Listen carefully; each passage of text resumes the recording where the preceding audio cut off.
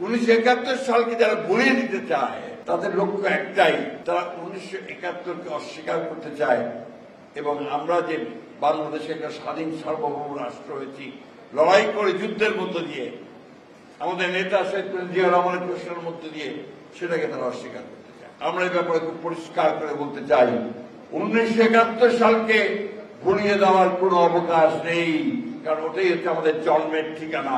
এই দেশের এই ভূখণ্ড সেদিন একটা স্বাধীন দেশ হিসাবে মর্যাদা পেয়েছে, এটা আমাদের মনে রাখতে হবে সবসময়।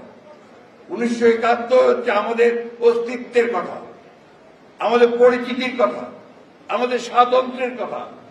সেই দিন যে ঘোষণা হয়েছিল স্বাধীনতার, সেই ঘোষণা হচ্ছে আমাদের একটা নতুন জাতি হিসেবে আত্মপ্রকাশের কথা।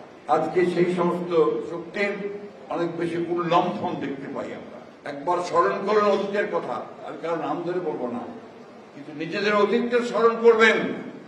1971 ভূমিকা ছিল সেটাও আপনারা মনে রাখবেন। আমি কথাটা পরিষ্কার করে বলতে চাই, তাতে আপনার নাকশরা আমার কিছু করার নাই।